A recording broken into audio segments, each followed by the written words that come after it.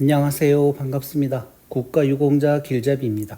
이번 시간은 뉴스에 계속 나오는 보이스피싱과 관련하여 많은 분들이 지금 사기를 당하고 있는데, 혹시 본인이 보이스피싱으로 인해서 피해를 입을 것 같다 하는 생각이 들면, 먼저 첫 번째인 본인 계좌 일괄 지급 정지라는 게 있습니다. 이거는 이미 지금 시행한 지는 약 2년 정도 되었는데, 말 그대로 본인 계좌 일괄 지급 정지입니다. 본인들이 혹시라도 보이스피싱을 당해서 내 계좌에서 돈이 빠져나갈 것 같다 하는 생각이 드는 계좌를 가까운 금융권 은행에 가셔가지고 직접 신청할 수도 있고, 또 아니면 인터넷이나 전화로도 신청이 가능합니다. 그러나 이것은 보이스피싱을 당했거나 혹시라도 내가 이런 피해가 예상된다고 하였을 때 지급 정지시키는 것이고, 이 지급 정지가 되면 물론 예금은 가능하지만 더 이상 인출을 할 수가 없습니다. 그래서 만약에 다시 이 지급 정지를 해제를 하려고 하면 본인이 그 영업점으로 가셔가지고 해지를 해야만 하는 내용입니다. 아마 이거는 벌써 약 2년 정도 지났기 때문에 많은 분들이 알고 계실 거라고 생각을 하고, 금융위원회 홈페이지를 보면서 제가 간단하게 설명을 한 번 더 해드리겠습니다. 자, 이곳은 금융위원회 홈페이지에 나와 있는 내용을 제가 그대로 불러드리는 것입니다. 제가 만들어 드리는 게 아니라, 여기 보시게 되면 제일 위에 금융위원회라고 왼쪽에 나와 있죠. 이 누리집은 대한민국 공식 전자정부 누리집입니다. 그래서 여기에 나와 있는 내용을 제가 설명해 드리는 것입니다. 금융사기 피해 방지를 위해 본인 계좌 1급 지급 정지 오프라인 채널까지 확대, 2023년 7월 4일 날 나왔던 내용이고, 금융사기 피해 방지를 위해 본인 계좌 일괄 지급 정지 오프라인 채널까지 확대한다는 내용입니다. 일괄 지급 정지 서비스가 온라인 채널뿐만 아니라 영업점 및 고객센터까지 확대 시행됩니다. 일괄 지급 정지 서비스란 보이스피싱 등으로 피해 발생 우려 시 피해자가 본인 명의 계좌를 일괄 또는 선택하여 지급 정지할 수 있는 서비스입니다. 2022년 12월 27일부터 시행 중이라고 합니다. 이용하는 방법은 이렇습니다. 본인이 거래하는 금융회사 영업점에 방문 혹은 고객센터로 전화를 하셔가지고 본인 명의로 개설된 모든 금융계좌 현황을 일괄 조회하고, 금융사기 피해가 우려되는 계좌를 선택, 전체 아니면 일부분을 선택을 하여 즉시 지급정지를 신청하는 것입니다. 연중 무휴고 매일 0030분부터 23시 30분까지 사용을 할 수가 있다는 내용입니다. 고객 본인 명의로 개설된 은행 제2금융권의 수시 입출금식 계좌, 증권사의 금융투자회사 계좌를 대상으로 하고, 금융사기 피해를 강력하게 방지하기 위하여 영업정 및 비대면 채널, 자동이체, 오픈뱅킹 등을 포함한 모든 출금 거래가 정지됩니다. 다만 고객 불편 등 부작용 방지를 위해 일괄 지급 정지 이후에도 해당 계좌로 입금은 허용됩니다. 마지막으로 본인 계좌 일괄 지급 정지 서비스는 본인 계좌에 대해서만 가능하므로 피해금이 이체된 타인 계좌에 대해서는 별도 지급 정지를 요청하고 피해 구제를 신청해야 합니다. 그리고 피해 우려가 종료되었다고 판단되는 경우 거래금융회사 영업점을 방문하여 지급 정지한 본인 명의 모든 계좌의 해제도 가능합니다. 그러니까 해지를 할 경우에는 본인이 직접 방문을 해야 됩니다. 고객센터 전화를 통한 지급 정지 해제는 불가함을 유의하시기 바랍니다. 아무나 고객센터로 전화해서 해제해달라 그러면 이런 지급 정지하는 아무런 의미가 없기 때문입니다. 그래서 이 첫 번째 본인 계좌 일괄 지급 정지 서비스라는 것은 혹시라도 내가 이런 피해를 입었을 경우, 그때 내 통장에서 보상금이 되었던 일반 금융 자산이 되었던 더 이상 빠져나가지 않게 하는 서비스고, 실은 제가 이제 오늘 설명드릴 중요한 내용은 이 안심거래 차단 서비스입니다. 제가 지금 본가에 내려와서 저희 부모님과 얘기를 하다 이 안심거래 차단 서비스를 설명을 드리고 가까운 새마을 금고에 가서 안심거래 차단 서비스를 신청을 해드렸습니다. 물론 저는 카드를 만들거나 그럴 일이 있는데 나이 드신 분들께는 이 안심거래 차단 서비스가 너무나 좋은 서비스입니다. 그래서 이제부터는 이 안심거래 차단 서비스가 무엇이고 왜 해야만 하는지 그 내용에 대해서 설명을 해드릴 테니 이 영상 보시는 제 모든 구독자분들은 본인에게도 해당된다 하면 가까운 은행을 가셔가지고 안심거래 차단 서비스를 꼭 신청하시기 바랍니다. 자, 그러면 정확한 정보를 위해서 금융위원회 전자정부 누리집에 있는 내용을 설명을 해드리겠습니다. 제가 알고 있는 설명을 해드리면 이 중간중간 내용들이 빠지기 때문에 우선은 이 정확한 보도 자료를 보면서 설명을 해드리겠습니다. 이 보도 자료가 나온 내용은 2024년 4월 17일 날 나왔던 내용입니다. 담당 부서는 금융데이터정책과에서 나온 내용입니다. 보도 자료: 보이스피싱 피해 예방을 위한 금융거래 안심차단 서비스 도입 추진. 2024년 4월 17일 개최된 제7차 금융위원회 정례회의에서 신용정보업 감독 규정 일부 개정 규정안이 의결되었으며 주요 내용은 다음과 같다. 금융거래 안심차단 서비스 도입으로 보이스피싱 피해 차단.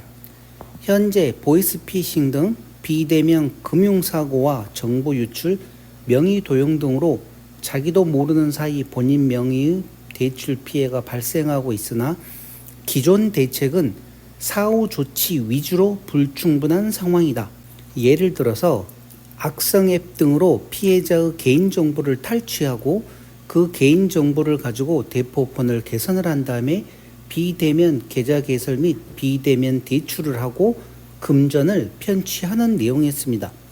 그렇게 하여 처음에 개인정보 노출자 사고 예방 시스템을 2003년 9월부터 시행을 했고, 본인 계좌 일괄 지급 정지 서비스는 2022년 12월부터 지금 시행하고 있는 중입니다. 그러나 이에 따라 신용대출, 카드론 등 여신거래, 대면과 비대면을 소비자가 사전 차단할 수 있는 시스템, 가칭 금융거래 안심차단 시스템을 구축할 예정이며, 이를 위해 소비자가 신청한 금융거래 사전 차단 정보가 신용정보원을 통해 모든 금융권에 공유, 활용할 수 있도록 근본 감독규정 개정안을 의결한 것이다. 근본 감독규정 개정 및 인프라 구축 후 금융거래 안심차단 서비스가 24년 상반기 내에 전면 시행되면 소비자가 본인이 기존에 거래 중인 금융회사에 방문하여 금융거래 사전 차단을 신청하고, 금융회사는 본인 확인 후 금융거래 차단 신청 정보를 신용정보원에 등록하고 소비자에게 등록 사실을 통지하게 된다. 은행, 저축은행, 농협, 수협, 새마을금고, 신협, 산림조합, 우체국 등 조회와 관련돼서는 금융회사는 대출, 카드론, 신용카드 개설 등 신규 여신거래 취급 시 신용정보원에 금융거래 사전 차단 정보 등록 여부를 조회하게 되고, 차단 정보가 등록되어 있는 경우 신규 여신거래를 중단하고 해당 거래 신청 사실을 소비자에게 즉시 안내하게 된다. 해제할 경우에는 안심차단을 신청한 소비자는 자신이 거래하는 금융회사가 아니더라도 어느 금융회사이든 방문하여 해제 신청이 가능하고, 금융회사는 사전 차단 해제 신청 정보를 신용정보원을 통해 공유하고 소비자에게 해제 사실을 통지하게 된다. 똑같이 은행권, 저축은행, 농협, 수협, 새마을금고, 신협, 산림조합, 우체국. 자, 여기서 이제 이 중요한 개정을 한 내용이 나옵니다. 근본 감독 규정 개정으로 안심 차단 서비스를 신청하는 소비자는 정보 유출, 명의 도용, 보이스피싱 등으로 자신도 모르게 발생하는 신규 여신 거래 등을 사전에 모두 차단할 수 있어 사전 피해 예방 효과가 클 것으로 기대된다. 신청 및 해제를 할 수 있는 금융회사에 은행뿐만 아니라 농협, 수협, 새마을금고, 우체국까지 확대 시행하여 농촌, 어촌에 거주하는 금융 이용자들도 손쉽게 안심 차단 서비스 신청 및 이용이 가능하게 된다. 2024년 상반기 내에 전면 시행될 수 있도록 신용정보원, 금융협회, 금융회사 등과 금융거래 안심 차단 시스템을 신속하게 구축할 예정이며 영업점 방문이 어려운 고령층 등을 위한 대리 신청, 위임 대리인 및 비대면 신청 허용도 검토할 예정이다. 이렇게 해서 지금 시행 중에 있습니다. 자, 예를 들어서 여기 보시게 되면 어떤 식으로 피해를 입었는가가 나옵니다. 이거를 얘기를 해드리고 제가 더 상세하게 설명을 해드리겠습니다. 왜 금융거래 차단 서비스를 신청을 해야 되는지. 피해자 A씨는 자녀를 사칭한 사기범에 속아 신분증 사진 등 개인정보를 보냈으며 사기범은 A씨의 개인정보를 이용하여 A씨 명의의 알뜰폰을 개통하고 비대면 대출을 실행하여 2천만 원을 편취하였다. 또 다른 사람 피해자 B씨는 택배 배송 확인 문자 메시지를 받고 출처 불명의 URL을 클릭을 하였다. 이후 B씨의 핸드폰에 악성 앱이 설치되고 핸드폰 안에 있는 개인 정보들이 B씨가 모르는 사이 사기범에게 유출되었고 사기범은 B씨의 개인 정보를 이용하여 B씨 명의의 알뜰폰을 개통하고 비대면 대출을 실행하여 3천만 원을 편취하였다. 앞으로 안심차단 서비스를 신청한 소비자는 정보 유출, 명의 도용, 보이스피싱 등으로 자신도 모르게 발생하는 신규 여신 거래 등을 사전에 모두 차단할 수 있게 되어 사전 피해 예방 효과가 클 것으로 기대된다. 제가 이와 관련된 뉴스를 9월인가 8월인가 듣고 제일 먼저 떠오르는 게 물론 제 본인도 이런 서비스 신청을 하면 좋겠지만 제 부모님 생각이 제일 먼저 났습니다. 왜 그런가 하면 지금 부모님 나이가 이제 90이 다 되었는데 휴대폰으로 여러 개의 문자나 메시지, 카톡 정말 많이 오고 있습니다. 그러다 보니 나도 모르는 사이에 택배가 도착했다든지 아니면 또 무슨 어떤 사이트에 잔고가 얼마가 남아 있다든지 지금 보이스피싱은 정말 방법이 많지 않습니까?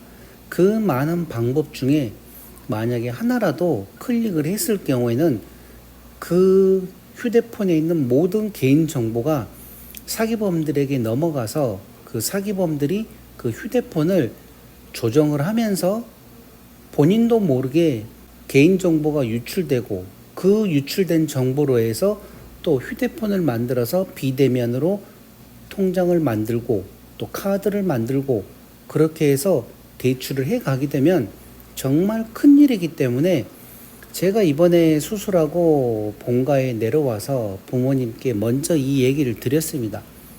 아버님에게는 간단하게 설명을 드렸더니만 처음에는 이거를 안 하신다고 그러더라고요. 그래서 그냥 밑도 끝도 없이 이런 서비스가 있으니까 신청을 해야 됩니다 하였기 때문에 아무리 나이가 드셔서도 본인이 정확하게 이해를 하지 않는 내용에 대해서는 하지 않는다고 하는 게 처음에는 저도 놀랐지만 그거는 또 당연한 것이었습니다. 그래서 그날 그 다음 날 저희 이제 어머님이랑 같이 있는 상태에서 두 분을 놓고 차근차근 설명을 드렸습니다. 이 금융거래 안심 차단 서비스는 어떤가 하고 얘기를 드리면서 제가 한 얘기가 조금 전에 만약에 휴대폰으로 문자 메시지가 왔을 때 그거를 나도 모르는 사이에 클릭을 하게 되면 사기범들이 내 개인정보를 가지고 내 통장에 있는 돈을 빼가는 것은 물론이지만 카드를 신청하고 또 대출을 해가면서 정말 많은 돈을 빼갈 수가 있습니다. 그러면서 제가 그랬죠. 있는 돈만 빼가면 문제가 아닌데 새로 대출까지 해가게 되면 이게 더 큰 문제입니다. 그렇게 얘기를 드렸더니 저희 아버님 하는 얘기가 무슨 얘기인가 하면 돈 빼가는 거는 문제가 아닌데 빚쟁이가 되는 거네? 그렇게 얘기를 하시더라고요. 그래서 제가 바로 그랬죠. 예, 맞습니다. 통장에 있는 돈만 빼가면 또 어떻게 힘들게 살겠지만 내가 대출하지도 않는 돈을 은행에서 대출을 해 가버리게 되면 내가 그 돈을 다시 갚아야 되는데 그러게 되면 결과적으로는 그 빚쟁이라는 소리가 맞습니다. 그래서 이 안심 차단 서비스를 신청을 하게 되면 이제부터는 본인들도 은행에서 대출을 못 받습니다. 그리고 어떤 자녀가 되었든 간에 자식들도 아버지를 모시고 가가지고 은행에서 대출을 하지 않는 한은 그 누구도 신분증이나 뭐 그런 것만 가지고 가서 대출도 못하고 그러면 당연히 사기꾼들이나 보이스피싱 하는 사람들도 내가 아니면 대출을 해 갈 수가 없습니다. 그래서 이렇게 얘기를 드렸더니 이제 부모님께서 이해를 하시고 그러면 신청하자 해서 그 다음날 가까운 곳에 있는 새마을 금고를 제가 먼저 갔습니다. 먼저 가서 만약에 여기서 되는지 안 되는지 확인해보고 안 되면 더 큰 은행으로 가야 되기 때문에 먼저 새마을 금고를 방문을 하여 상담을 했는데 상담 직원들이 이 금융거래 안심 차단 서비스가 무엇인지를 딱 봐도 모르고 있었습니다. 그래서 그게 무슨 내용이냐고 되려 제게 물어보길래 제가 설명을 해줬습니다. 나이 드신 분들 보이스피싱으로 금융거래 사기 당하지 않게 정부에서 이번에 안심차단 대출 서비스라고 이거 신청을 한다는데 이거 그러면 여기서 안 되는 겁니까? 그랬더니만 잠깐만 기다려 보라고 하면서 그때부터 부랴부랴 인터넷을 검색을 하고 한참이 지나서야 신청이 가능하겠습니다 해서 제가 다시 집으로 가서 부모님을 모시고 신청을 했습니다. 신청을 하는데 이 내용이 무슨 내용인지 그 옆에 앉아있는 또 은행 직원이 옆에 와가지고 어떻게 하는지 보고 만약에 그 많은 직원들 중에서 물론 다른 손님들이 없는 조용한 곳이었기 때문에 만약에 다른 직원들이 혹시라도 이와 관련된 내용을 알고 있었을 경우에는 자기가 손님 이리로 오십시오. 제가 해드리겠습니다 하고 저를 불렀겠지만 그렇게 저를 부르는 사람이 아무도 없었고 도대체 저 사람이 와서 무슨 얘기를 하는지 다들 귀를 쫑긋쫑긋하고 듣고만 있었습니다. 그러다 보니 이 남자분이 직접 이제 해가지고 해주겠다고 했을 때도 그 옆에 분은 이걸 어떻게 하는지 이제 와서 봤고 아마 나중에 다 끝나고 난 다음에는 뭐 또 직원 교육을 하든지 어떻게 해서라도 이제는 다 알 수 있겠죠. 그러나 막상 제가 신청하러 갔을 때는 그 누구도 이와 관련된 내용을 모르고 있었다는 것입니다. 자, 그러면 거꾸로 제 영상 보시는 분들 중에서 과연 이거를 신청한 분이 얼마나 있을까 하는 생각도 들고 반대로 또 제 영상 보시는 분들 대부분이 나이가 75세 이상 되시는 분들도 많기 때문에 이분들에게 이 내용은 꼭 또 설명을 해 드려야 되겠다 하는 생각이 들어서 이번에 이 영상을 만드는 것입니다. 말 그대로 안심 차단 서비스는 제가 간단하게 이제부터 설명을 드리겠습니다. 그러면 어떤 내용인가 하면 보이스 피싱이나 사기범들이 나를 대신해서 은행에서 대출을 하는 것을 못하게 막는 것입니다. 그리고 신용카드도 만들지 못하게 막는 것이고 또 뭐 캐피탈이나 그런 곳에서도 대출을 못하게 막는 것입니다. 제가 이 내용을 하면서 저희 부모님께 얘기를 드린 내용이 한 가지가 더 있었는데 무슨 내용인가 하면 지금 나이를 이렇게 드셨는데 혹시 또 뭐 은행에서 대출할 일이 있습니까? 대출할 일 없지 않습니까? 그러면 이 안심차단 서비스 신청은 무조건 하셔야 됩니다. 만약에 젊은 사람들이 집을 사려고 한다든지 그런 경우에는 대출을 받아야 되기 때문에 또 그때그때 필요하면 해제를 할 수 있지만 부모님들 입장에서는 더 이상 대출을 할 필요가 없는 것이죠. 그리고 신용카드도 또 추가로 만들 일도 없는 거고, 그래서 더 이상 대출할 일이 없으면 이 신청을 꼭 하시기 바랍니다 하고, 나중에 또 대출할 일이 있으면 그때 가서 해지를 하면 또 됩니다. 그렇게 얘기를 해드렸더니만 신청을 하셨는데 아마 더 이상의 나이 드시고 나서 대출을 할 일은 없겠죠. 그 대출을 하고 나면 또 그 대출을 어떻게 갚습니까? 나이가 뭐 40대, 50대, 60대도 아니고 80대, 90대가 되었는데 무슨 대출을 합니까? 그래서 제가 이제 그런 방향으로 얘기를 드렸습니다. 자, 제 영상 보시는 분들도 지금 75세가 넘고 80세가 넘으신 분들이 정말 많습니다. 본인들이 생각하셔가지고 더 이상 대출할 일이 없다. 그러면 안심차단 서비스 신청을 꼭 하시기 바랍니다. 그리고 추가로 신용카드 같은 것도 더 이상 만들 일이 없다. 그러면 이 안심차단 서비스를 신청을 하셔야 됩니다. 그러다가 혹시라도 또 뭐 카드를 만든다든지 부득이하게 대출을 해야 될 상황이 있으면 아무 은행이나 가셔가지고 해지를 하면 됩니다. 해지를 하고 대출을 받은 다음에 다시 또 이 안심 차단 서비스 신청을 하게 되면 그 이후로는 다시 또 대출을 못 받습니다. 그 누가 되었든 간에. 그래서 제가 왜 이렇게 얘기를 드리는가 하면 요즘 뉴스 보면 정말 많은 분들이 보이스피싱으로 피해를 입고 또 사기도 많이 당하고 있는데 그런 내용들이 모르기 때문에 일어나는 일입니다. 조금이라도 알면 다단계가 되었든 코인이 되었든 주식이 되었든 간에 사기 당할 일도 없는데 내가 모르기 때문에 그와 관련된 또 사기를 당하고 그러다 보면 보상금도 지키지 못하는 경우들이 있습니다. 그리고 왜 또 국가 유공자가 가장 이런 다단계나 사기에 타겟이 되는가 하면 매월 일정하게 보상금이 들어오기 때문에 주위 사람들에게 봤을 때 국가 유공자는 정말 노다지라고 생각을 합니다. 왜? 나이 드셔가지고 돈 쓸 일은 없는데 매월 국가보험부에서 보상금으로 많은 돈이 지급되지 않습니까? 그러다 보니 그런 분들을 상대로 해서 사기를 치려고 하고 또 다단계로 이끌려고 하는데 가능하면 더 이상 욕심내지 마시고 있는 보상금이라도 지키는 가장 좋은 방법은 모르는 것은 배우시고 또 배워도 모르겠다 하면 제게라도 여쭤보십시오. 질문을 하면 제가 아는 한도 내에서는 다 설명을 해드리겠습니다.